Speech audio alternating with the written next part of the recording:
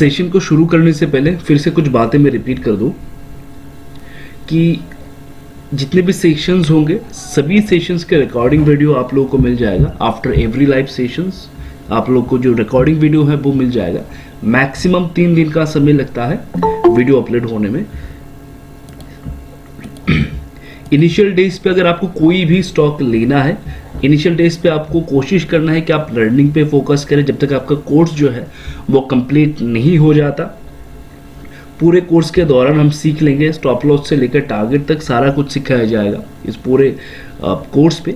तो initial days पे कोशिश ये करना है कि आप ज़्यादा पोजीशन ना बनाएं। अगर फिर भी आपको पोजीशन बनाना है, जो डिस्कॉर्ड सर्वर है वहाँ पर एक सेक्शन है एनालाइज बाय राशिद काजी, वहाँ पर जो स्टॉक्स दिए जाते हैं उन स्टॉक्स को आप ले सकते हैं। लेकिन हम ये मान के चलते हैं कि आपको स्टॉप लॉस के बारे में पता है, टारगेट के बारे में पता है, तभी जाके वो स्टॉक बाय करिएगा। अगर आपको वो स्टॉक बाय नहीं करना है तो जब तक कोर्स कंप्लीट नहीं हो जाता, कोर्स में फोकस करना है। पूरा कोर्स कंप्लीट होने के बाद आप खुद से ट्रेड कर सकते हैं, खुद से पोजीशन बना सकते हैं। उसके बाद जो भी स्टॉक दिया जाता है वहाँ पर भी आप पोजीशन बना सकते हैं, ठीक है। इसके साथ साथ अगर कोई सेशन नहीं होता है तो इसका इंफॉर्मेशन जो है एक दिन पहले या फिर उसी दिन मॉर्निंग पे आप लोगों को दिया जाएगा कि आज ये सेशन किसी कारण, कोई भी कारण हो सकता है, अगर नहीं होता है तो वो आपको इन्फॉर्म कर दिया जाएगा, ठीक है। इस चीज़ का भी थोड़ा सा ध्यान रखना है। और आपका जो ग्रुप है, व्हाट्सएप ग्रुप है, वहाँ पर मैसेज अलाउ है, कोई भी क्वेरीज है आप वहाँ पर कर सकते हैं। लेकिन इस चीज़ का भी ध्यान रखें कि 10 बजे के बाद ज़्यादा मैसेज वगैरह ग्रुप में ना करें, क्योंकि बहुत सारे मेंबर जो है वहाँ पर है तो उनको कहीं ना कहीं ये डिस्टर्बेंस होता है। तो इस चीज़ का भी ध्यान रखें। जितने भी क्वेरीज है कोशिश करेगा 10 बजे से पहले ही सॉल्व करने के लिए। और उसके साथ साथ जो डिस्कॉर्ड सर्वर है उसका जो जनरल सेक्शन है, इनिशियल डेज पे आप वहाँ पर देखें, एनालाइज को देखें। डिस्कॉर्ड सर्वर में जो जनरल सेक्शन उसको दिया गया है आपके चार्ट जो है वो शेयर करने के लिए, जो भी आपका व्यू है उसको शेयर करने के लिए। वहाँ पर किसी भी तरह का अननेसेसरी डिस्कशन ना करें। अपने व्हाट्सएप ग्रुप में भी किसी भी तरह का अननेसेसरी डिस्कशन ना करें, ठीक है। आज का सेशन हम लोग शुरू करते हैं, ठीक है। चलिए, और एक चीज़ का ध्यान रखें, मैं बार बार इसको रिपीट करता हूँ, इससे पहले सेशन में कहा था, आज के सेशन में फिर से मैं ये कह रहा हूँ। क्लास लिंक जो है वो 750 में आ जाता है, एग्जैक्टली 750 में आएगा, वो लेट नहीं होता है, ठीक है। इवन 1 मिनट भी लेट नहीं होता है, एग्जैक्टली 750 में लिंक आ जाता है। तो कोशिश ये करना है कि 8 बजे से पहले आप ज्वाइन कर लें। 8 बजे के बाद कहीं ना कहीं जब हम कोर्स को शुरू कर देते हैं, सेशन को शुरू कर देते हैं, तो ज्वाइन कर पाना मुश्किल हो जाएगा। तो कोशिश करिएगा 8 बजे से पहले ज्वाइन हो जाए। उसके बाद शायद हम लोग आपको एक्सेप्ट ना कर पाए यहाँ से, ठीक है। चलिए, आज का सेशन हम शुरू करते हैं। तो लास्ट सेशन में हम लोगों ने डिस्कस किया था, जो पहला सेशन था, बेसिक चीज़ें हमने जाना, प्राइस को जाना, हमने एवरेज को जाना, एवरेज की इंपॉर्टेंस को जाना। और वहाँ पर हमने कहा था कि कोई भी स्टॉक या फिर कोई भी प्रोडक्ट इस दुनिया में वो एवरेज के नीचे सस्ता होता है। तो एवरेज के नीचे अगर कोई भी स्टॉक सस्ता है, सवाल ये है कि तो कौन से स्टॉक को खरीदना चाहिए। ऐसे बहुत सारे स्टॉक हो सकते हैं जो आज के दिन एवरेज के नीचे है। बहुत सारे स्टॉक हमें देखने को मिल सकता है जो आज के दिन मूविंग एवरेज के नीचे है। जो भी मूविंग एवरेज हम यूज करें, ज्यादातर हम फोकस करते हैं 200 मूविंग एवरेज पे। तो अगर कोई स्टॉक मुझे एवरेज के नीचे मिला तो मैं इसको कैसे खरीदूंगा। आज के दिन बहुत सारे स्टॉक ऐसे हो सकते हैं जो 200 मूविंग एवरेज के नीचे है। अब 200 मूविंग एवरेज के नीचे तो डाउन ट्रेंड भी शुरू हो जाता है, वहां पर तो ट्रेड भी नहीं करना चाहिए। तो मैं वो रिस्क कैसे लूं कि मैं सबसे सस्ता प्राइस खरीदूं, ऐसा प्राइस खरीदूं जिसमें डिमांड ना हो, लेकिन मेरे खरीदने के बाद उसमें धीरे धीरे करके डिमांड आए। तो जैसे कि पहले सेशन में हमने समझा कि हम बेसिकली इस मार्केट में एक दुकानदार है जो किसी से लेके किसी और को बेचेंगे, लेकिन खरीदते टाइम भी प्रॉफिट करना है, बेचते टाइम भी प्रॉफिट करना है। जितने भी लोगों ने प्री रिकॉर्डेड वीडियो देखा होगा जो फ्रंट पेज पे अवेलेबल है, वहां पर जो सेकंड सेशन है हमारा, जो सेकंड रिकॉर्डिंग वीडियो है, वहां पर एक स्टॉक के बारे में हम लोगों ने डिस्कस किया था, वो था HSCL, ठीक है। इस पर्टिकुलर स्टॉक के बारे में हम लोगों ने डिस्कस किया था और हम उन्हीं स्टॉक के बारे में डिस्कस करेंगे जो आप लोगों को दिया गया है, जिसमें हम लोगों ने ट्रेड किया है, ठीक है। इस पर्टिकुलर स्टॉक को आप लोगों को दिया गया था, कौन से प्राइस पे दिया गया था, कैसे लिया गया था, सारा कुछ डिस्कस करने वाले हैं, ठीक है। सबसे पहले एक चीज यहां पर हम देखेंगे कि ये जो स्टॉक था जब दिया गया था, जिस प्राइस पे दिया गया था, वो जो प्राइस था वो ये वाला प्राइस था, ठीक है, यहां पर दिया गया था। मैं कुछ चीजें आप लोगों को दिखा दूं। ये एक ट्रेंड बनता है, ठीक है, और ये जो प्राइस है वो इस ट्रेंड का ब्रेकआउट है, ब्रेक डाउन है, यहां पर ब्रेक डाउन हुआ है, ठीक है। ओके, 8:05 बज चुका है। अभी से हम किसी और को ऐड नहीं करेंगे, जितने भी मेंबर हैं सभी को ऐड कर लिए हैं, उसके बाद किसी भी मेंबर को ऐड नहीं किया जाएगा, ठीक है। चलिए, तो अगर आपने प्री रिकॉर्डेड वीडियो देखा होगा, सेकंड वीडियो देखा होगा, तो वहां पर ये जो स्टॉक है इसको दिया गया था, इसके ऊपर ये वीडियो बनाया गया है, स्पेसिफिकली जोर देके ये कहा गया है कि इस वीडियो को इसलिए लाइव मार्केट में रिकॉर्ड किया जा रहा है, जब आप बाद में इस वीडियो को देखेंगे तो आपको पता चले इंस्टीट्यूशनल जो प्राइस है वो कैसे बिहेव होता है, उसमें कैसे मोमेंटम बनता है, आगे चल के वो कैसे परफॉर्म करते हैं। और एग्जैक्टली यहां पर ये वीडियो बनाया गया था जब ये वाला कैंडल बन रहा था, ब्रेकआउट से पहले जब ये वाला कैंडल बन रहा था, तो यहां पर ये वीडियो बनाया गया था। उसके बाद यहां से एक अच्छा खासा रैली देखने को मिला है, यहाँ पर आप देख सकते हैं, और इन कैंडल को देख के आप पता लगा सकते हैं कि ये इंस्टीट्यूशंस के कैंडल हैं। अच्छा खासा मोमेंटम हमें देखने को मिला, करीबन 100% के ऊपर रिटर्न इस पर्टिकुलर स्टॉक ने हमें बना के। अब लॉजिक क्या था इस स्टॉक को खरीदने में, जब हम इस स्टॉक को खरीद रहे थे तो क्या लॉजिक था? हमेशा एक चीज का ध्यान रखना है, जब हम ट्रेड करते या फिर रीसेल करते, कुछ चीजें हमें ध्यान में रखना है। हमें चाहिए एक ऐसा एरिया, हमेशा एक इंस्टीट्यूशन की तरह सोचे, ठीक है। हमें चाहिए एक ऐसा एरिया जहां पर बहुत सारा लिक्विडिटी हो, बहुत सारा लिक्विडिटी हो, डिमांड ना हो। एक ऐसा एरिया जहां पर बहुत सारी लिक्विडिटी है, बहुत सारा माल पड़ा हुआ है, लेकिन मार्केट में डिमांड नहीं है। पहला, एक ऐसा एरिया जिसमें बहुत सारी लिक्विडिटी है, डिमांड नहीं है, और उसके साथ साथ ये चीज, ये पहला पॉइंट है कि एक ऐसा एरिया हमें आइडेंटिफाई करना है जिसमें बहुत सारा लिक्विडिटी है लेकिन डिमांड नहीं है। डिमांड नहीं है मतलब लोग खरीदना नहीं चाहते, जाहिर सी बात है, लोग बेचना चाहते हैं, निकल जाना चाहते हैं। डिमांड नहीं है, पहला चीज। दूसरा क्या है, लिक्विडिटी बहुत ज्यादा है, बाप हर कोई बेच रहा है, किसी को खरीदना है तो खरीद लो, जितना क्वांटिटी खरीदना है बाहर से खरीद सकते हैं हम लोग सस्ते प्राइस में, हर कोई बेच रहा है।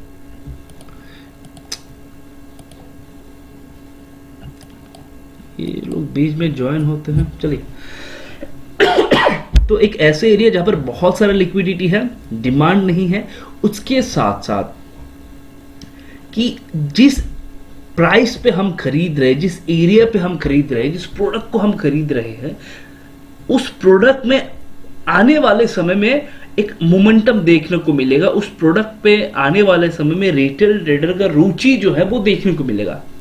अब वो हम कैसे आइडेंटिफाई करें कि रिटेल ट्रेडर आगे चल के इस प्रोडक्ट को खरीदेंगे, वो भी देखेंगे इस पर्टिकुलर इस सेशन में। सबसे पहले बात कर लेते हैं स्टॉक की। जब ये स्टॉक हम लोगों ने खरीदा, हर एक पॉइंट को याद रखिएगा, ठीक है, जो अभी हम लोगों ने डिस्कस किया। जब हमने खरीदा तो इस स्टॉक ने क्या किया था, इसने एक ट्रेंड लाइन को ब्रेक किया था, यहाँ से एक ट्रेंड लाइन जो कंटिन्यू हो रहा था, यहाँ से, यहाँ पर आप देख सकते हैं एक ट्रेंड लाइन कंटिन्यू हो रहा था, फाइनली यहाँ से ब्रेक डाउन हुआ इस ट्रेंड लाइन का। यहां से उस ट्रेंड लाइन का ब्रेकडाउन हुआ। इसका मतलब क्या है कि यहां पर जितने भी लोगों ने इस ट्रेंड लाइन को एज ए सपोर्ट समझ के खरीदा होगा, यहां पर उनका स्टॉप लॉस जा चुका है। और इसी एरिया पे अगर आप गौर करके देखें, 2 दिन के बाद एक ग्रीन कैंडल बनने के बाद एक रेड कैंडल भी बना। यहाँ पर अगर आप गौर करके देखेंगे, एक रेड कैंडल आपको यहाँ पर दिख जाएगा, जो आपको ये बता रहा है, अगर आपको ब्रेकडाउन का कॉन्सेप्ट पता है या फिर ब्रेकआउट का कॉन्सेप्ट पता है, तो ब्रेकडाउन में क्या होता है, स्टॉक ऐसे से ऊपर जाता है, जब वो फाइनली ब्रेकडाउन करता है, ब्रेकडाउन के बाद वो ऊपर आता है, लास्ट किस हम इसे कहते हैं, रीटेस्ट कहते हैं, उसके बाद वो यहाँ से नीचे जाता है। और इस रीटेस्ट को कंफर्म किया जाता है जब यहाँ पर एक रेड कैंडल बनता है। उस रेड कैंडल से इसको कंफर्म किया जाता है कि यहाँ से डायरेक्शन चेंज है। तो यहाँ पर ये जो रेड कैंडल है, ये कंफर्मेशन है कि ये ब्रेकडाउन है। अब क्या हुआ, जितने भी रिटेल ट्रेडर थे जिनको सपोर्ट रेजिस्टेंस का कॉन्सेप्ट पता है, उन्होंने क्या किया है, यहाँ पर इस एरिया पे बाय किया था, क्योंकि ये सपोर्ट जोन है।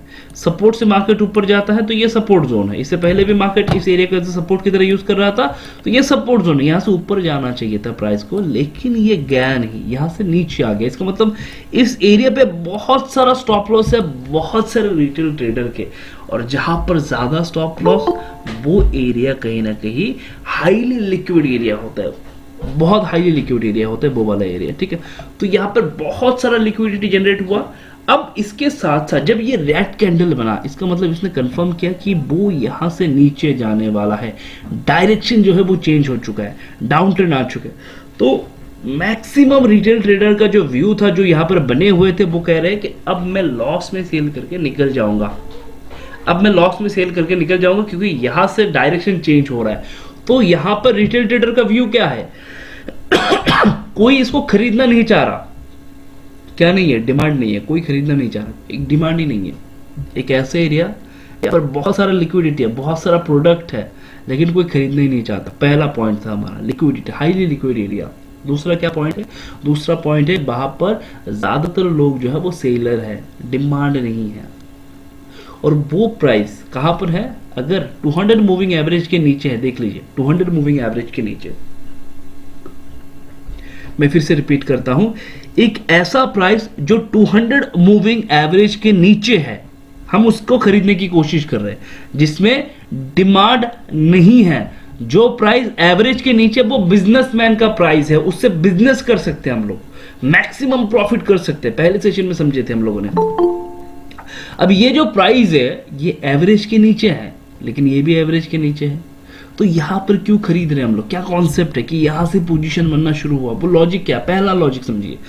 सबसे पहले हमें चाहिए एक ऐसे एरिया जहां पर बहुत सारा लिक्विडिटी है, जहां पर रिटेल ट्रेडर मार्केट से आउट हो जाते हैं और बॉटम के आसपास कोई बड़ा पैसा मार्केट में आता है, बहुत सारा क्वांटिटी खरीदता है उस एरिया से, और लोगों को ये लगता है कि यहां से जो है मार्केट का डायरेक्शन चेंज हो सकता है। डिमांड नहीं है, क्वांटिटी है, वहां पर लिक्विडिटी बहुत ज्यादा है। अब उस एरिया में हम कैसे खरीदेंगे? हम सबसे पहले इन दोनों सिचुएशन को देखेंगे। क्या वहां पर ये दोनों सिचुएशन बन रहे हैं? अगर बन चुका है तो हम डिसाइड करेंगे अब हमें जाना है।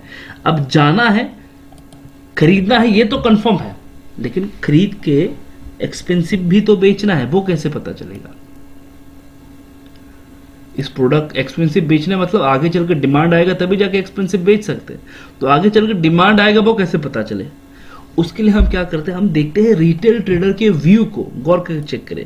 जब इस पर्टिकुलर स्टॉक ने, हमने क्या देखा, जब वो यहां से ब्रेक हुआ, ब्रेक होने के बाद उसने रीगेन किया, या सिर्फ मोमेंटम आ रहा था, तो यहां पर हमने डिसाइड किया कि इस जोन के आसपास ही हम खरीदेंगे। और इसके पीछे क्या लॉजिक था? पहला लॉजिक ये था कि आगे चल के इतना तो कंफर्म हो चुका था कि इस एरिया पे इंस्टीट्यूशन आ चुके हैं, इस एरिया पे इंस्टीट्यूशन आ चुके हैं, बहुत सारा क्वांटिटी यहाँ से उठाया गया है, इसी एरिया पे बहुत सारे लोग जो है वो सेलर बन चुके थे। तो हमने देखा कि अब अगर कोई सस्ता खरीदता है, मान लीजिए मेरे पास बहुत सारा पैसा और मैंने इसी एरिया पे सबसे सस्ता खरीदा है, और अगर मैंने सबसे सस्ता खरीदा है तो मैं सबसे एक्सपेंसिव कहाँ पर बेच सकता हूँ? तो हमने देखा कि एक्सपेंसिव कैसे होगा ये स्टॉक? एक्सपेंसिव ऐसे ही हो सकता है अगर आगे चल के हम और आप सभी मिलकर स्टॉक को खरीदना शुरू करें। हम कैसे खरीदेंगे? हम खरीदेंगे ट्रेंड लाइन, सपोर्ट, रेजिस्टेंस के कॉन्सेप्ट पे जो रिटेल ट्रेडर खरीदते हैं। अब हर एक पॉइंट को समझिए। ये जब इस रेंज को ब्रेक कर रहा होगा, इसका मतलब क्या है कि यहां पर रिटेल ट्रेडर के पार्टिसिपेशन हमें देखने को मिलेगा, पहला। और छोटे टाइम फ्रेम पे जाके दिखाते हैं, जब इस पर्टिकुलर स्टॉक ने इस रेंज को ब्रेक किया तो यहां पर क्या हुआ, बहुत सारे रिटेल ट्रेडर आ गए खरीदने के लिए। हमने आई थिंक यहां पर इस कैंडल पे पोजीशन बनाया था, बहुत सारे रिटेल ट्रेडर यहां पर आ जाएंगे खरीदने के लिए। इसका मतलब पहला बायर यहां पर मिला। जो लोग यहां पर खरीदेंगे टारगेट क्या लगाएंगे? Previous high. फिर ये ऊपर गया थोड़ा बहुत, एक हाई बने, फिर नीचे आया, फिर यहाँ पर बहुत सारा लिक्विडिटी जनरेट हुआ इसी एरिया पे। इस कैंडल ने ये कंफर्म किया कि यहाँ पर एक स्ट्रॉन्ग बायर है जिसने अच्छा खासा माल उठाया यहाँ से। अब फिर से क्या क्या प्राइस ने यहाँ से मोमेंटम बनाया, फिर इसी एरिया पे रेजिस्टेंस, फिर इसको ब्रेक करके यहाँ पर एज ए सपोर्ट की तरह बिहेव हो रहा है। इसका मतलब क्या है, सपोर्ट बिकम रेजिस्टेंस। इसका मतलब इसी एरिया पे रिटेल ट्रेडर फिर से मार्केट में आएंगे, इस एरिया के आसपास फिर से मार्केट में आएंगे रिटेल ट्रेडर। तो रिटेल ट्रेडर का पार्टिसिपेशन कहाँ पर शुरू हुआ था, यहाँ पर इस ब्रेकआउट के साथ साथ। उसके बाद रिटेल ट्रेडर कहाँ पर आएंगे, यहाँ पर आएंगे। उसके बाद रिटेल ट्रेडर के पार्टिसिपेशन कहाँ पर देखने को मिलेगा, चलिए देख लेते हैं। तो हमने देखा कि आगे चल के जब ये रेंज ब्रेक होगा, यहाँ पर रिटेल ट्रेडर आएंगे। दोबारा कहाँ पर आ सकते हैं रिटेल ट्रेडर, जितने भी लोग यहाँ पर खरीदेंगे, अब उनका कुछ टारगेट तो होगा। वो टारगेट क्या होगा, प्रीवियस रेजिस्टेंस, और प्रीवियस रेजिस्टेंस है ये वाला एरिया। इसका मतलब यहाँ पर भी रिटेल ट्रेडर आएंगे जब ये रेंज ब्रेक होगा खरीदने के लिए।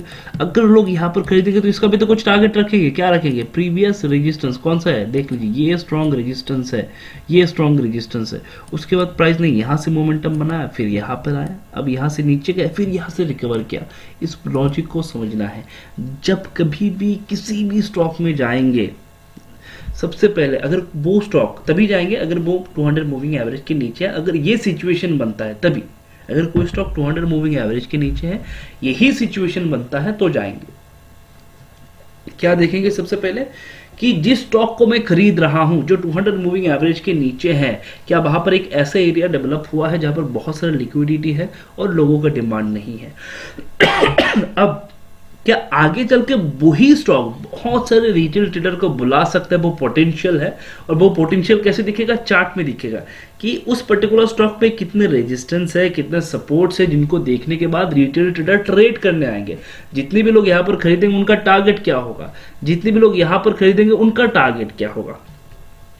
तो हमें क्या करना है, थर्ड में ये आइडेंटिफाई करना है कि मैक्सिमम रिटेल ट्रेडर पार्टिसिपेशंस कहां पर हो सकते हैं, कितने हो सकते हैं। अगर कोई स्टॉक मुझे 200 मूविंग एवरेज के नीचे मिले, यही कॉन्सेप्ट मुझे वहां पर यूज करना है। एकदम छोटा सा कॉन्सेप्ट है, बस कॉम्प्लिकेटेड नहीं बनाना है, डिफरेंट लॉजिक के साथ, अननेसेसरी चीजों के साथ कॉम्प्लिकेटेड नहीं बनाना है। अगर कोई स्टॉक आज के दिन मुझे 200 मूविंग एवरेज के नीचे मिले, सबसे पहले क्या देखना है, जहां पर 200 मूविंग एवरेज के नीचे ये स्टॉक है, क्या वहां पर हाईली लिक्विड एरिया क्रिएट हो रहा है। उसके बाद क्या देखना है, उसके बाद देखना है क्या वहां पर मैक्सिमम जो उस एरिया पे मैक्सिमम लोग ये समझ रहे कि वहां पर डिमांड नहीं है, बेच रहे हैं, उस प्राइस में कोई डिमांड नहीं है। तो मैं एज ए बिजनेसमैन में उस प्राइस पे एक बैट लगाना चाहता हूं कि यहां से एक मोमेंटम देखने को मिलेगा, यहां से आगे चल के ये प्राइस इंक्रीज होगा। उस बैट को लगाने के लिए मैं क्या करूंगा, मैं सबसे पहले देखूंगा कि आगे चल के वहां पर रिटेल ट्रेडर जो है, जो ग्राहक है, वो उस प्रोडक्ट को खरीदेंगे या नहीं खरीदेंगे। तो यहाँ पर हमने पोजीशन बनाना शुरू किया। तो बाद में मैंने यहाँ पर भी पोजीशन बनाया था, तो यहाँ पर आई थिंक 43 रुपीज के आसपास मेरा कुछ पोजीशन बना था, 43 पॉइंट समथिंग, आई थिंक 40,000 का मेरा क्वांटिटी था। तो यहाँ पर मैंने निकाल दिया। इस पूरे रैली को मैं होल्ड नहीं कर पाया क्योंकि क्वांटिटी मेरा ज्यादा था, तो यहाँ पर मैंने कहीं पर उसको निकाल दिया था 60 के 59 पॉइंट समथिंग के आसपास, आई थिंक मैंने यहाँ पर इसको निकाल दिया था। तो ये है किसी भी स्टॉक को मूविंग एवरेज के नीचे कैसे पकड़ा जाता है। ऐसे बहुत सारे स्टॉक्स आप लोगों को दिए गए थे, जैसे कि इस पर्टिकुलर स्टॉक को भी आप लोगों को दिया गया था, ठीक है। कहां पर खरीदे थे हम लोगों ने, वो सबसे पहले चेक करवा देते हैं। 200 मूविंग एवरेज के नीचे कौन सा एरिया, ये वाला एरिया है 200 मूविंग एवरेज के नीचे, इसको समझते चलिए। ये वाला एरिया 200 मूविंग एवरेज के नीचे है, ठीक है, गौर से देखिएगा। ये वाला एरिया था जो 200 मूविंग एवरेज के नीचे था। एक ट्रेंड जो है वो कंटिन्यू हो रहा था, जो ब्रेक हो चुका है। एक ट्रेंड था जो कंटिन्यू हो रहा था, वो ब्रेक हो चुका है। तो इसका मतलब स्टॉक जो है वो डाउन ट्रेंड पे है, और ये वो एरिया है जहां पर प्राइस जो है 200 मूविंग एवरेज के नीचे चल रहा है, इस जोन के आसपास। तो मैं यहाँ पर कैसे खरीद सकता हूँ, क्या वो चीज़ें हैं जो मैं देख सकता हूँ, जिसको देखने के बाद इस एरिया पे मैं ये डिसीजन लूँ कि मैं यहाँ पर खरीदूंगा। तो वहाँ पर सबसे पहले हम देखेंगे कि हाईली लिक्विड एरिया कहाँ पर जनरेट हो रहा है, हाईली लिक्विड एरिया, और वहाँ पर कितने लोग जो है वो सेलर्स है। गौर करके इस चार्ट को, पूरे चार्ट को देखिए, ठीक है। ये मार्केट का सपोर्ट था, रेजिस्टेंस बना, ब्रेकआउट, ये सस्टेन नहीं कर पाया, नीचे गया, ऊपर इसको ब्रेक करके गया प्राइस, अच्छा खासा मोमेंटम बना, आया, सपोर्ट लेना चाहिए था। क्यों, क्योंकि यहां से कंफर्मेशन मिला कि ब्रेकआउट है। इसका मतलब इस जोन के आसपास क्या होना चाहिए, सपोर्ट होना चाहिए। तो बहुत से लोगों ने खरीदा होगा, एक मोमेंटम बनता है, लेकिन मोमेंटम से पहले एक रेड कैंडल बनता है इस एरिया पे, जिसने क्या किया, बहुत सारे रिटेल ट्रेडर का डेली टाइम फ्रेम पे अगर आप जाके चेक करेंगे, बहुत सारे रिटेल ट्रेडर का स्टॉप लॉस जो है वो यहाँ पर हंट हो चुका है। इसका मतलब ये वो एरिया है जिसने कंफर्म किया कि इस एरिया पे बहुत सारा लिक्विडिटी भी है, बहुत सारा लिक्विडिटी यहाँ पर जनरेट किया गया, लोगों को यहाँ पर क्या किया गया, लोगों को यहाँ पर एज ए सेलर कन्वर्ट किया गया फोर्सफुली। उसके बाद देखिए यहाँ से एक मोमेंटम देखने को मिलता है, दिखने में छोटा मोमेंटम लग रहा होगा लेकिन मैं आपको दिखा दूँ, यहाँ से एक अच्छा खासा मोमेंटम देखने को मिला, करीबन 32% का मोमेंटम। फिर से ये नीचे आया तो हमने क्या किया, हमने इस एरिया पे, ये जब पहली बार यहाँ पर आया तो हम पोजीशन नहीं बना पाए, उस टाइम पे रेडार पे नहीं था, लेकिन जब ये दूसरी बार इसी एरिया पे आया और इस कैंडल के द्वारा जब इसने जितने भी स्टॉप लॉस उनको हिट किए इस रेड कैंडल के द्वारा, उसके बाद हमने यहाँ पर पोजीशन बनाना शुरू किया। उसके बाद जाके ये रैली, अब ये 200 मूविंग एवरेज के नीचे है, इसका मतलब सस्ता प्राइस में खरीद रहा हूँ, नो डाउट सबसे प्रेफरेबल सस्ता प्राइस। अब जिस प्राइस को मैं खरीद रहा हूँ, सवाल तो ये है जिस प्राइस को मैं खरीद रहा हूँ, क्या मैं एक ऐसे प्राइस को खरीद रहा हूँ कि आगे चल के इसका डिमांड आएगा? तो इसके लिए क्या चेक करेंगे कि उस एरिया को चेक कर लेते हैं जहाँ पर हमने खरीदा। तो यहाँ पर खरीदा, अब मैंने क्या देखा अगर मैं यहाँ पर खरीदता हूँ तो रिटेल ट्रेडर के पार्टिसिपेशन कहाँ पर देखने को मिलेंगे, देख लीजिए एक बार। सबसे पहले इस रेंज पे, जब ये रेंज ब्रेक होगा, अगर मैं यहाँ पर खरीदता हूँ, इस जोन पे खरीदता हूँ, कहीं पर इस जोन पे अगर मैं खरीदता हूँ मान के चलिए, तो हमने क्या देखा कि यहाँ से एक रैली देखने को मिलेगा। अब मैं डेली टाइम फ्रेम पे दिखाता हूँ, अगर मैं यहाँ पर खरीदता हूँ तो मैक्सिमम रिटेल ट्रेडर का पार्टिसिपेशन कहाँ पर देखने को मिल सकते हैं। छोटे टाइम फ्रेम पे, डेली टाइम फ्रेम पे, 1 आवर टाइम फ्रेम पे रिटेल ट्रेडर का पार्टिसिपेशन जो है वो आफ्टर ब्रेकआउट ही देखने को मिलेंगे। ब्रेकआउट जब होगा उसके बाद ही देखने को मिलेगा। उसके बाद जब प्राइस धीरे धीरे करके ऊपर जाएगा, उसके बाद यहाँ पर एक छोटा सा रेंज है, इसके बाद रिटेल ट्रेडर का पार्टिसिपेशन देखने को मिलेंगे। जब ये रेंज ब्रेक होगा, ठीक है, उसके बाद जब ये एज ए रेजिस्टेंस काम करेगा, ये ब्रेक होगा, उसके बाद भी रिटेल ट्रेडर के पार्टिसिपेशन देखने को मिलेंगे। उसके बाद जब ये रेंज ब्रेक होगा, उसके बाद भी रिटेल ट्रेडर के पार्टिसिपेशन देखने को मिलेंगे। अब मैं दिखाता हूँ आपको हायर टाइम फ्रेम पे, मंथली में दिखाते हैं। मंथली में हमने क्या देखा, मंथली में देखा जब ये ऑल टाइम हाई को ब्रेक करेगा तब भी रिटेल ट्रेडर के पार्टिसिपेशंस जो है वो देखने को मिलेंगे। इसका मतलब छोटे टाइम से लेके हायर टाइम फ्रेम तक, डेली टाइम फ्रेम से लेके या 1 आवर टाइम फ्रेम से लेके मंथली टाइम फ्रेम तक, हर एक टाइम फ्रेम पे रिटेल ट्रेडर इस पर्टिकुलर स्टॉक पे डिफरेंट रेंज पे पार्टिसिपेट जरूर करेंगे। तो हमने क्या किया, हमने एक ऐसे प्राइस पे खरीदा जो सबसे सस्ता था, एवरेज के नीचे था, डिमांड नहीं था, लेकिन खरीदने के बाद डिमांड आया। ठीक है, आगे चल के और जो सेशन करेंगे उनसे कंफर्मेशन भी लेंगे कि डिमांड जो है वो आया था, वो कंफर्म कैसे था, वो भी देखेंगे आगे चल के जो भी सेशंस होगा। फिलहाल बेसिक समझ रहे, ठीक है। और एक स्टॉक था, आई थिंक लास्ट स्टेप में मैंने बात किया था इस पर्टिकुलर स्टॉक में, महिंद्रा एंड महिंद्रा। ये स्टॉक भी दिया गया था, ठीक है, इस एरिया पे खरीदा था हम लोगों ने। ये 200 मूविंग एवरेज के नीचे, मैं आपको एक बार चेक करवा, देख लीजिए, ये 200 मूविंग एवरेज के नीचे, यहाँ पर हम लोगों ने इसको पोजीशन बनाया। क्यों? सेम कॉन्सेप्ट था कि रिटेल ट्रेडर कहाँ पर आ सकते हैं। हम लोगों ने यहाँ पर पोजीशन बनाना शुरू किया तो हमने देखा कि रिटेल ट्रेडर कहाँ पर आ सकते हैं। एवरेज के नीचे हम लोगों ने खरीदा, तो पहली बार जब ये ब्रेक होगा उसके बाद रिटेल ट्रेडर को देखने को मिलेगा। उसके बाद जब इस रेंज को वो ब्रेक करेगा उसके बाद यहाँ पर रिटेल ट्रेडर देखने को मिल जाएगा। उसके बाद जब हायर टाइम फ्रेम पे हम शिफ्ट करेंगे तो हम हायर टाइम फ्रेम शिफ्ट होने के बाद हम देखेंगे कि जब ये अपने ऑल टाइम हाई को ब्रेक करेगा तब भी रिटेल ट्रेडर के पार्टिसिपेशन यहाँ पर हमें देखने को मिलेंगे। इसका मतलब इस पर्टिकुलर स्टॉक में छोटे टाइम फ्रेम से लेके, डेली टाइम फ्रेम से लेके मंथली टाइम फ्रेम तक रिटेल ट्रेडर के पार्टिसिपेशन मल्टीपल टाइम देखने को मिल रहा है। तो हमें क्या चाहिए, एक इंस्टीट्यूशन को क्या चाहिए कि मैं सबसे सस्ता खरीदूं, और एक्सपेंसिव खरीदने के लिए रिटेल ट्रेडर तो है। तो वो कैसे खरीदेंगे, जब वो रेंज जो है, वो एरिया जो है वो बनेगा, वो प्राइस एक्शन एरिया बनेगा जहां पर एक रिटेल ट्रेडर ट्रेड करता है। सपोर्ट, रेजिस्टेंस, ब्रेकआउट, छोटे टाइम फ्रेम से लेकर हायर टाइम फ्रेम तक ब्रेकआउट, तो उन एरिया पर रिटेल ट्रेडर के पोजीशन बनते हैं, ठीक है। और एक स्टॉक दिया गया था जैसे कि ये पर्टिकुलर स्टॉक भी हम लोगों ने खरीदा था, ठीक है। कहां पर खरीदे, इस जोन के आसपास, मैं आपको दिखा दूं, 200 मूविंग एवरेज के नीचे था, यहां पर खरीदा। क्यों खरीदा, क्योंकि आगे चल के रिटेल ट्रेडर के पार्टिसिपेशन यहां पर देखने को मिल रहे थे हायर। यहां पर इस एरिया पे लिक्विडिटी यहां से जनरेट हुआ, फिर जब प्राइस इस एरिया पे आया यहां पर हम लोगों ने पोजीशन बनाना शुरू किया। अब उसके बाद प्राइस ने क्या किया, धीरे धीरे करके अपने ऑल टाइम हाई को ब्रेक किया। अब वो धीरे धीरे करके अपने डायरेक्शन पे जा रहा है, ऊपर की ओर जा रहा है, ठीक है। तो सिंपल कॉन्सेप्ट है लेकिन बहुत पावरफुल है, समझना होगा। और एक स्टॉक दिया गया था,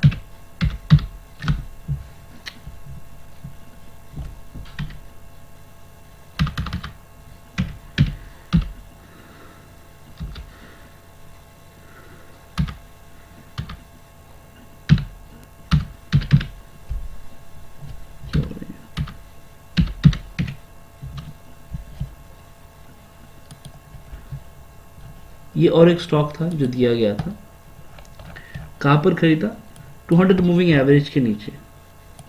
मैं उन्हीं स्टॉक की बात कर रहा हूँ जो दिया गया था 200 मूविंग एवरेज के नीचे, यहाँ पर खरीदा। Same concept, Mahindra and Mahindra का कॉन्सेप्ट और ये वाला कॉन्सेप्ट सेम कॉन्सेप्ट था। हमने कहा खरीदा सबसे सस्ता, उसके बाद हमने क्या देखा, रिटेल ट्रेडर कहाँ कहाँ पर पार्टिसिपेट करेंगे, देख लीजिए रिटेल ट्रेडर का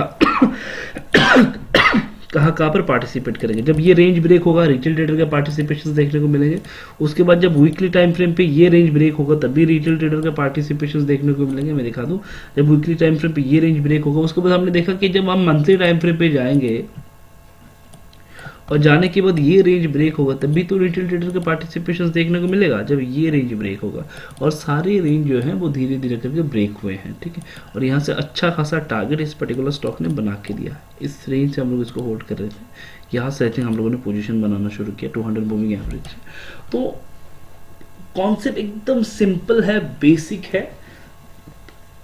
आपको बस ये दिमाग में यही रखना है कि जिस प्राइस को मैं खरीद रहा हूं, जिस स्टॉक को मैं खरीद रहा हूं, मैं एक बड़े पैसे के साथ उसको खरीद पाऊं अगर मैं 200 मूविंग एवरेज के नीचे खरीद रहा हूं। और बड़ा पैसा कैसे आइडेंटिफाई करेंगे, वो सबसे पहले हाईली लिक्विड एरिया क्रिएट करेगा। हाईली लिक्विड एरिया क्रिएट करने के बाद वो वहां पर क्या करेगा, लोगों को ये समझाएगा कि वहां पर डिमांड नहीं है और उसी जगह पे वहां पर ही माल उठाया जाता है मार्केट से, हम वहां पर पोजीशन बनाते हैं। अब पोजीशन बनाने के लिए क्या देखेंगे, सस्ता तो खरीद लेंगे, एक्सपेंसिव बेच पाएंगे क्या। और एक्सपेंसिव बेचने के लिए हम देखते हैं कि मैक्सिमम रिटेल ट्रेडर उस चार्ट पे कितनी बार एंट्री कर सकता है, कहाँ कहाँ पर एंट्री कर सकता है, उन पॉइंट को हम आइडेंटिफाई करते हैं। उसके बाद वहां पर हम पोजीशन बनाते हैं। उसके बाद वहां से मैक्सिमम टाइम आपको एक रैली देखने को मिलेगा, ठीक है। कोशिश हम लोग ये करते हैं कि बॉटम के आसपास मिल जाए, क्योंकि इंस्टीट्यूशन जो है वो बॉटम के आसपास ही अच्छा खासा पोजीशन बनाता है, ठीक है। आज के सेशन को लेके किसी का कोई भी क्वेरीज?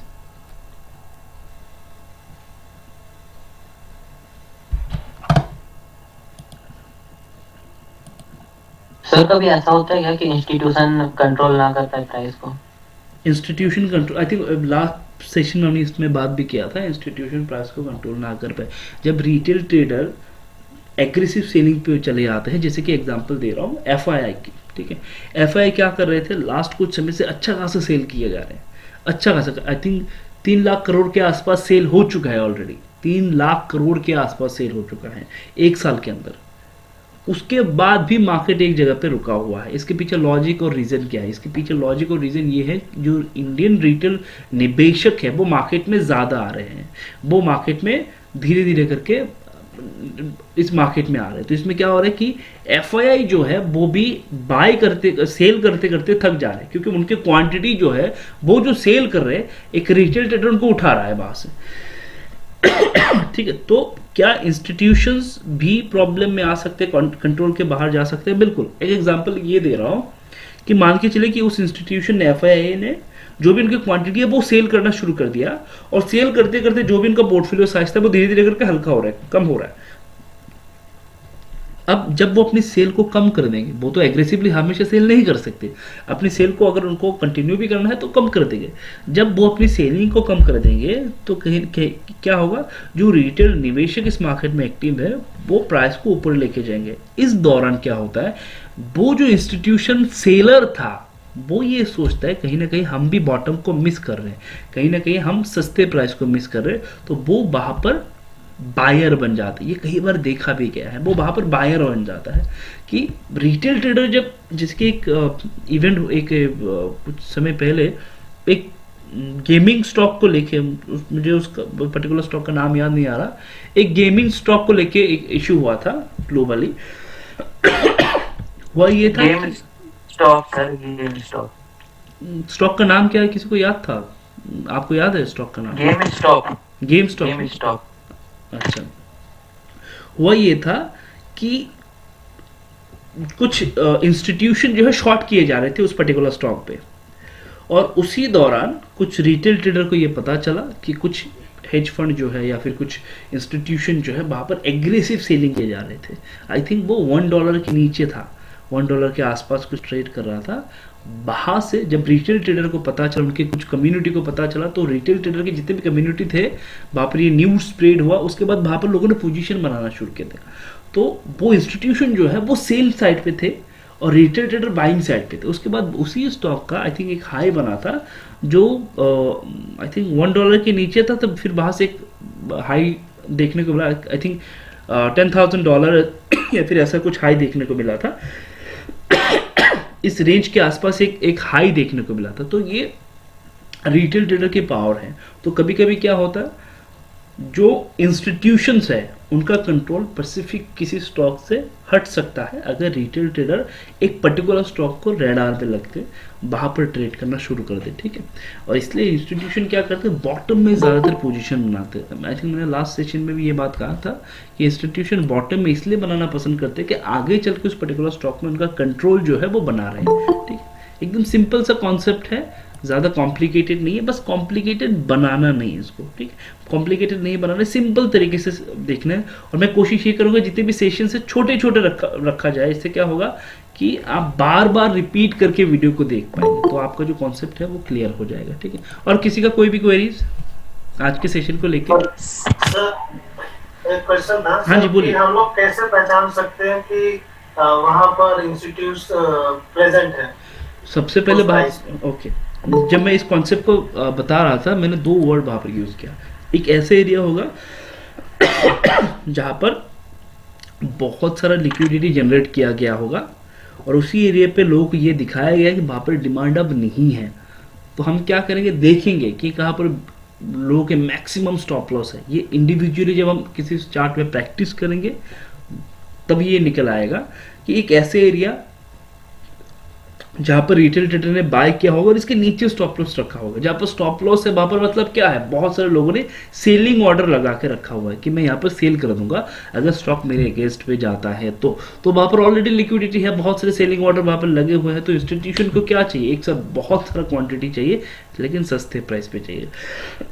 अब सस्ते प्राइस का मतलब क्या है, मान लीजिए आपने किसी स्टॉक को 100 रुपये में खरीदा, तो आप जब स्टॉप लॉस लगाएंगे तो क्या लगेंगे, 98 लगाएंगे, 97 लगाएंगे, कोई 95 लगाएगा। इसका मतलब क्या है कि आप सस्ते में बेच रहे हैं, आप लॉस में बेच रहे हैं, तो उनको चाहिए सस्ता वाला जो आप लॉस में बेच रहे हैं। तो वो वहाँ पर पोजीशन बनाते हैं, वहाँ पर आपको दिखाते हैं कि जो डिमांड है वो ख़त्म हो चुका है, अब डायरेक्शन यहाँ से चेंज हो रहा है। तो वहाँ पर बड़े पैसे जो अपना पोजीशन बनाते हैं। इसके कंफर्मेशन के लिए बहुत सारी चीज़ें हम देखते हैं आगे चल के, जैसा जो भी सेशंस हम करेंगे आगे चल के और भी जो सेशंस होगा वहाँ पर देखेंगे कि कंफर्मेशन कैसे लिया जाए, वहाँ पर क्या क्या देख और कंफर्मेशन ले सकते हैं अगर कोई स्टॉक जो है यहाँ से अपने डायरेक्शन को चेंज कर रहा है, ठीक है। और किसी का कोई भी क्वेरीज? सर ये कॉन्सेप्ट इंडेक्स में भी चलता है क्या? बिल्कुल, इंडेक्स में भी आप सेम कॉन्सेप्ट को देख सकते हैं, ठीक है। सेम कॉन्सेप्ट वहाँ पर भी बता, आई थिंक मैं कभी कभी चार्ट भी शेयर करता हूँ, एकदम सेम कॉन्सेप्ट का चार्ट है, ठीक है। सेम कॉन्सेप्ट का चार्ट वहाँ पर शेयर होता है, आप देखिएगा तो अब वहाँ पर दिख जाएगा कि सेम कॉन्सेप्ट पे मार्केट में। देखिए इंडेक्स में ज़्यादातर क्या होता है, स्टॉप लॉस हंटिंग, कि मैं किसका स्टॉप लॉस जो है वो हंट कर पाऊँ, ठीक है। नहीं सर, क्योंकि इंडेक्स तो बहुत ही हैवी मतलब हो गया ना, तो इसको कंट्रोल करना इजी काम देखिए नहीं हो पा रहा है। अब आप इस चीज़ को देखिए, इंडेक्स जितना हेवी है, इंडेक्स में ट्रेड भी उतना हेवी होता है। अगर हेवी नहीं होता तो एक दिन में कोई 1 करोड़ नहीं बना रहा होता, ठीक है। इंडेक्स जितना हेवी है, ट्रेडिंग भी उतना हेवी ही हो रहा है। इस चीज़ को भी आपको देखना है ना। अब वहाँ पर क्या हो रहा है कि वहाँ पर जितने भी मोमेंटम्स होते हैं 1 मिनट, 5 मिनट, 10 मिनट, 15 मिनट, इसी टाइम फ्रेम पे हो रहा है, तो उस टाइम फ्रेम पे चल जाता है, ठीक है। लेकिन मंथली टाइम फ्रेम पे किसी स्टॉक को यहाँ से बाहर लेके जाना बहुत मुश्किल है ना। तो इंडेक्स को भी अगर मैं बात करूँ मंथली टाइम फ्रेम पे हिलाना बहुत मुश्किल है, लेकिन छोटे टाइम फ्रेम पे ये पॉसिबल है। एक एग्जांपल क्या है कि अगर आप देखेंगे तो इस छोटे से इंडेक्स में कोई भी इंडेक्स हो कि ये हैवी, अगर कोई भी इंडेक्स हैवी इंडेक्स क्यों ना हो, अगर आप देखेंगे तो इसमें भी तो लोग ह्यूज क्वांटिटी बाय कर रहे हैं। कोई 1 लाख क्वांटिटी बाय कर रहा है, कोई 2 लाख क्वांटिटी बाय कर रहा है, जो स्कैल्पिंग कर रहे हैं आज के दिन, ठीक है। 1-2 लाख क्वांटिटी बाय कर लेंगे, चाहिए 10 पॉइंट या फिर 20 पॉइंट चाहिए उनको, तो ह्यूज क्वांटिटी में वहाँ पर भी बाइंग हो रही है ना। तो वहाँ पर ये नॉर्मल है। Hello, good evening sir. हाँ जी, गुड इवनिंग, बोलिए। सर हमारे क्वेश्चन ये है कि जो ये आप बता रहे हैं इसको प्रैक्टिस करने के लिए पर्टिकुलर कुछ शेयर्स का लिस्ट देंगे हम लोगों को, या रैंडम किसी को मतलब ऐसे चेक करते रहना है, क्या करना है? ओके, चलिए मैं आपको बताता हूँ।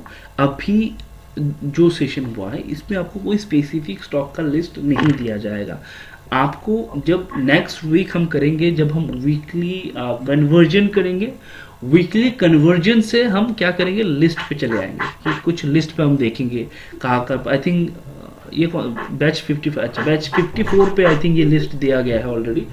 तो एक लिस्ट हम आइडेंटिफाई करते हैं और ये सारी चीज़ें वहाँ पर देखते हैं, ठीक है। तो अभी आज के सेशन पे कोई लिस्ट नहीं दिया जाएगा, नेक्स्ट वीक संडे को जब सेशन कंप्लीट होगा उसके बाद हम देखेंगे, कन्वर्जन के सेशन के बाद हम देखेंगे जो भी लिस्ट होता है, ठीक है। तो इसमें हम मिलके बनाते हैं, ऐसा नहीं कि हमारे यहाँ से दिया जाता है, हम सब मिलके बनाते हैं, ठीक है। हाँ जी बोलिए, और किसका क्या क्वेरीज था? सर एक क्वेश्चन है मेरा। हाँ जी बोलिए सर। सर ये जो अभी आपने निफ्टी में बताया इंडेक्स पर कैसे मैनेज करते हैं, इसको सर लोअर टाइम फ्रेम में एक एग्जांपल देकर समझा सकते हो? लोअर टाइम फ्रेम पे एग्जांपल, चार्ट पर जैसे आपने स्टॉक को समझाया ऐसे इंडेक्स को भी ऐसे थोड़ा समझा दीजिए तो कॉन्सेप्ट। बिल्कुल बिल्कुल बिल्कुल देख लेते हैं, चलिए म्यूट कर लीजिए, म्यूट कर लीजिए।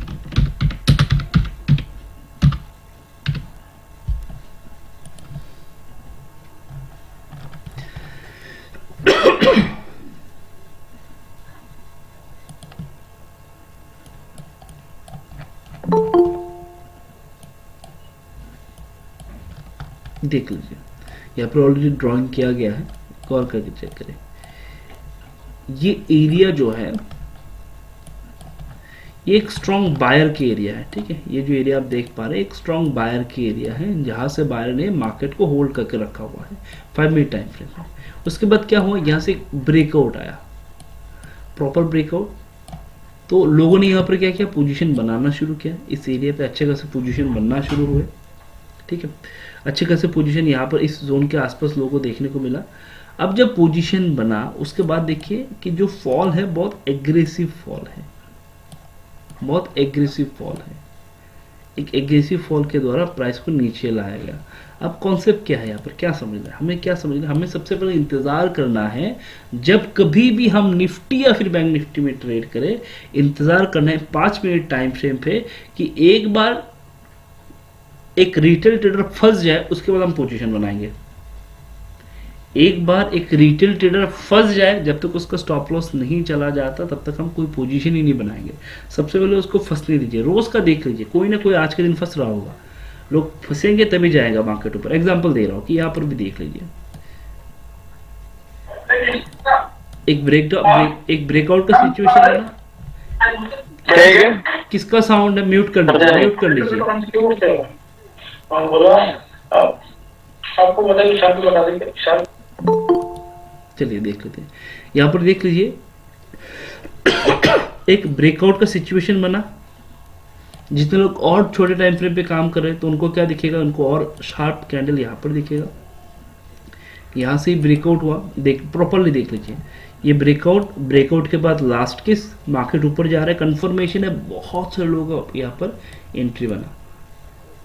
प्राइस ने क्या किया, तुरंत एक रेड कैंडल, जितने भी लोगों ने इस रेंज पे या फिर यहाँ पर स्टॉप लॉस लगाया सबका स्टॉप लॉस गया।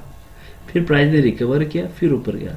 तो आपका डायरेक्शन जिस तरफ भी है उस दिन, उस पर्टिकुलर दिन आपका डायरेक्शन जिस तरफ भी है कि मैं कंफर्म हूं कि इसको यहां से नीचे आना चाहिए, पहले मैं कि मान लीजिए कि कल को मैं कंफर्म हूं कि प्राइस को यहां से नीचे आना चाहिए, तो मैं इंतजार करूंगा कि एक बार प्राइस ऊपर जाए, कंफर्म करे, लोगों का स्टॉप लॉस हिट करे, सिचुएशन बनाए, लोगों को एंट्री दिलाए, उसके बाद वो नीचे आएगा। क्यों नीचे आएगा इसका लॉजिक समझे, इसलिए नीचे आएगा क्योंकि नीचे लाने के लिए बड़े बड़े कैंडल बनाए जाएंगे। देख लीजिए, नीचे लाने के लिए बड़े बड़े प्रेशरेबल कैंडल बनाए जाएंगे, और उन कैंडल को बनाने के लिए क्या चाहिए होगा, लोगों का स्टॉप लॉस। जब तक लोगों का स्टॉप लॉस हिट नहीं होगा तब तक बड़े कैंडल नहीं बनेंगे। सेलिंग साइड में की अगर मैं बात करूं, देख लीजिए, गौर करके इस चीज को देख लीजिए, एक बार नोट करिए इस चीज को, देख लीजिए, ये सपोर्ट रेंज था और यहाँ पर एक अच्छा खासा ये प्रॉपर सपोर्ट, ये सपोर्ट रेंज था, यहाँ पर एक अच्छा खासा रेड कैंडल बना। क्यों बना, क्योंकि ये है लोगों का स्टॉप लॉस है, इसलिए बना, ताकि फास्ट एंड फ्यूरियस मोमेंटम के लिए लोगों का स्टॉप लॉस चाहिए। अगर किसी स्टॉक को नीचे, इंडेक्स को अगर नीचे आना है, आपका व्यू भी नीचे ही है, इंतजार करिए मॉर्निंग पे 5 मिनट टाइम फ्रेम पे रुके रहे, जब तक मार्केट एक बार जो रिटेल ट्रेडर उनको फंसा नहीं लेता। अगर प्राइस को नीचे आना है, आपका व्यू नीचे है, तो ये कंफर्म एक बार ऊपर की ओर जरूर करेगा मोमेंटम। इससे क्या होगा, लोग यहाँ पर फंस चुके हैं। जब ये इस रेंज को ब्रेक कर रहा होगा, लोग इस ब्रेकआउट पे फंस चुके हैं। आपको क्या करना है, अवॉइड करना है, ट्रेड नहीं करना उस दिन जब तक फंस नहीं जाता। लोग रोज फंसेंगे, ये गारंटी है, रोज फंसेंगे, ये गारंटी है। इसलिए थोड़ा सा 5 मिनट का टाइम फ्रेम यूज करेगा, 1 मिनट करेंगे तो बर्बाद हो जाएगा। 5 मिनट का टाइम फ्रेम यूज करें। अगर थोड़ा सा और सेफ्टी चाहिए 15 मिनट चाहिए, लेकिन मैं 15 मिनट सजेस्ट नहीं करता, स्पेशली बैंक निफ्टी के लिए 5 मिनट प्रेफरेबल है, ठीक है। तो अगर उसको नीचे आना है, आपका व्यू भी नीचे है, तो ये जरूर ऊपर की ब्रेकआउट देगा जरूर। आपको क्या करना है, इंतजार करना है। अगर पहला अपॉर्चुनिटी मिस हो गया कि ये ऊपर चला गया, it's okay, it's okay, trade ही नहीं करेंगे क्योंकि मेरा व्यू नीचे था, आया नहीं। मुझे ये पता था कि अगर वो यहाँ से नीचे आता है, यहाँ पर जितने भी लोगों का स्टॉप लॉस है तुरंत हिट होता, प्राइस एक शार्प मोमेंटम के साथ मेरे जितने भी टारगेट्स हैं उनको हिट कर देते। मैं अवॉइड करूंगा। अगर मुझे दिखा कि यहाँ से एक अच्छा खासा मोमेंटम बना, कैंडल ने मोमेंटम बनाया, उसके बाद वो यहाँ से रिवर्स हुआ और इस रेंज को जब वो ब्रेक कर रहा होगा, इस बार मैं कंफर्म हूं कि इस बार जितने भी स्टॉप लॉसेस है प्राइस उनको 1 या 2 कैंडल में हिट कर लेगा, ठीक है। तो हमें क्या चाहिए, अगर मैं ऑप्शन बायर हूं और मैं करता हूं पुट बाय, मुझे कम समय में ज्यादा मोमेंटम चाहिए, तो मैं इंतजार करूंगा इस रेंज का। ऑप्शन बायर जो है मार्केट में पैसा नहीं बना पाते। क्यों नहीं बना पाते, वो मोमेंट को नहीं समझते, मोमेंटम को नहीं समझते। मोमेंटम को समझना होगा। लेकिन मैं फिर भी आप सबको सजेस्ट करूंगा, इनिशियल डेज पे कभी भी ऑप्शन में, मैं तो कभी किसी सेशन में ये लेता नहीं हूं, ना दिखाता हूं बैंक निफ्टी में कैसे ट्रेड करे, क्या करे, मैं दिखाता भी नहीं हूं। क्यों, क्योंकि इनिशियल डेज पे एटलीस्ट फॉर नेक्स्ट 6 मंथ देखना भी नहीं है आपको। देखने सिर्फ स्टॉक पे, सिर्फ स्टॉक पर, कुछ देखना ही नहीं है। सबसे पहले अकाउंट बचा लीजिए, अपना अकाउंट बचा लीजिए, कुछ ग्रो कर लीजिए, कुछ कमा लीजिए स्टॉप लॉस देने के लिए। सबसे पहले वो चीज ध्यान रखिए। Next 6 month Nifty, bank Nifty क्या है भूल जाइए, ऐसा कुछ है ही नहीं। आपको क्या करना है, आपको सिर्फ फोकस रखना है स्टॉक पे। अगर आप पैसा बना पाते हैं स्टॉक पे, इंडेक्स में ही बन जाएगा, बड़ी बात नहीं है। लेकिन स्टॉक में पैसा बनाइए, सबसे पहले पोर्टफोलियो को ग्रो करिए, जो भी आपका अकाउंट है उसको ग्रो करिए, समय के साथ एक्सपीरियंस को लीजिए, पेशेंस एटलीस्ट 1 साल तो दीजिए। मार्केट के सभी साइकिल दिख जाएंगे, कैसे कैसे मार्केट बिहेव होता है, बजट में कैसे बिहेव करती है, ये सारी चीजें समय के साथ दिख जाएंगे आपको। तो क्या करना है, एटलीस्ट फॉर नेक्स्ट 6 मंथ सिर्फ और सिर्फ कैश पे, सिर्फ और सिर्फ कैश में। अगर ऐसा कोई कहता है कि कैश में पैसा नहीं बनता, तो आके मुझसे बात करने के लिए कहिए। कैश में भी पैसा बनता है, लेकिन आपको समझना होगा सही समय, सही समय। हमेशा मैं कहता हूं, अगर आप पोजीशन बना रहे हैं, पहले 2 पोजीशन बनाए। आप लोग क्या करते हैं, 1 से 8, 9, 10 पोजीशन बनाते नहीं, पहले 2 पोजीशन बनाए, 1 या 2 पोजीशन बनाए।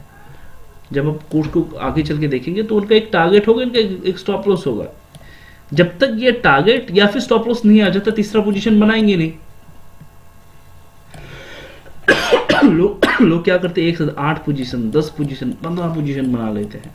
इस चीज को नहीं करना है, आगे चल के समझेंगे धीरे धीरे करके, ठीक है। और इनिशियल डेज पे तो कभी भी इंडेक्स को देखना ही नहीं, कितना भी बेस्ट स्ट्रेटेजी क्यों ना हो, देखना ही नहीं है। पहले आप कैश में पैसा बना लीजिए, कैश में पैसा बनेगा तो बाकी चीज़ों में भी बन जाएगा। कैश सीखते सीखते मोमेंटम सीख जाएंगे, मोमेंटम सीख जाएंगे तो मोमेंटम पता हो जाएगा। उसके बाद जब आप ऑप्शन में आएंगे, फ्यूचर में आएंगे, तो आपको मोमेंटम पता है। एक एग्जांपल देता हूँ मैं, कभी कभी कैसे रिकवर करता हूँ।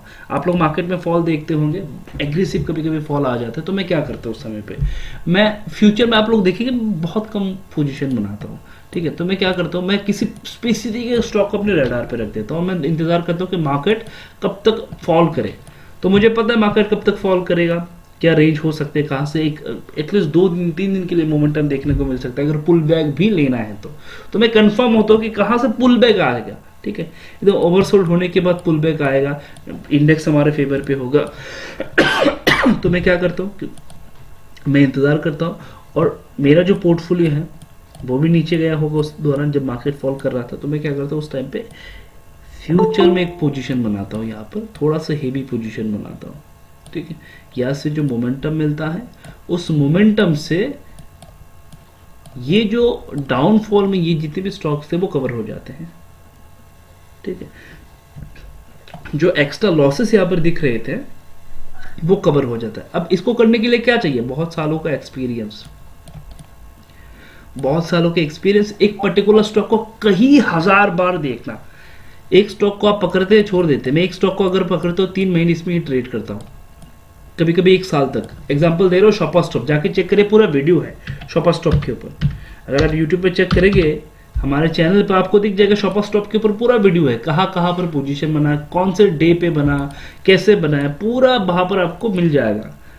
तो कभी कभी एक स्टॉक में हम ज़्यादा ट्रेड कर लेते हैं, ठीक है। इस पर्टिकुलर स्टॉक में कितने मल्टीपल टाइम हम लोगों ने पोजीशन बनाया, ठीक, कितने यहाँ से पोजीशन बनना शुरू हुआ, इस एरिया से कितने % का रिटर्न बना के दिया, देख लीजिए 200% के ऊपर रिटर्न बना के दिया। एक प्रॉपर स्टॉक मिल जाएगा वो ही काफ़ी है, कुछ नहीं चाहिए, लेकिन इसके लिए प्रैक्टिस की ज़रूरत है। अगर कोई कहता है इंडेक्स आपको कभी भी 200% का रिटर्न नहीं देगा, छोड़ दीजिए। अगर आपको इंडेक्स से बहुत बड़ा पैसा बनाना है तो मोमेंटम चाहिए, और मोमेंटम तभी मिलेगा जब एक्सपीरियंस है, और एक्सपीरियंस तभी होगा जब आप कैश में काम कर रहे हैं, स्टॉक में काम कर रहे हैं, ठीक है। कोई वैल्यूम कंसीडर करते हो before taking any confirmation calls, और वैल्यूम कंसीडर करना है या नहीं? नहीं, वॉल्यूम में देखते भी नहीं, आप देखेंगे आगे चल के मैं वॉल्यूम लगाता भी नहीं, मैं वॉल्यूम कंसीडर करता ही नहीं हूँ, ठीक है।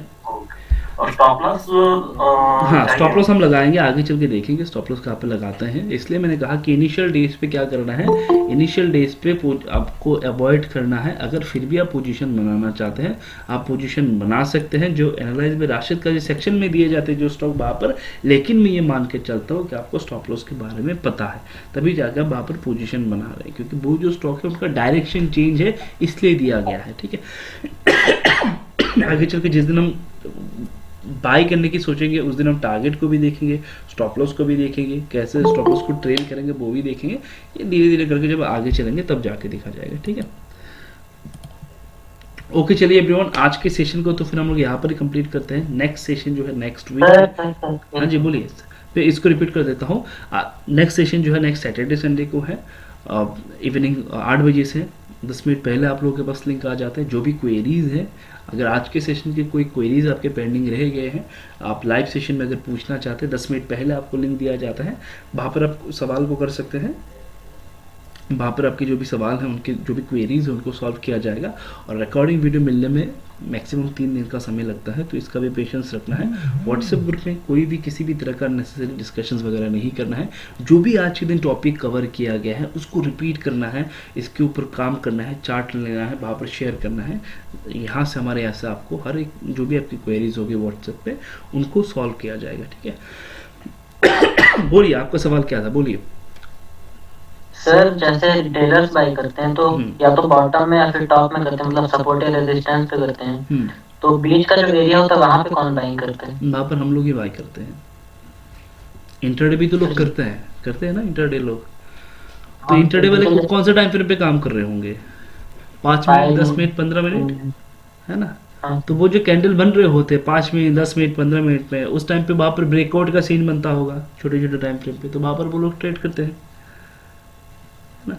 एक ऐसा थोड़ी है कि कोई स्टॉक एक दिन में एकदम वो शुरू हुआ 1% से, मान लीजिए उसका मोमेंटम 100 से शुरू हुआ, विदाउट एनी रिट्रेचमेंट वो 100 से लेके 150 तक चला गया, उसका अपर सर्किट लिमिट 150 था तो वो 150 तक सीधा चला गया, ऐसा पॉसिबल ही नहीं है। वो बीच में जाएगा, रुकेगा, फिर ऊपर जाएगा।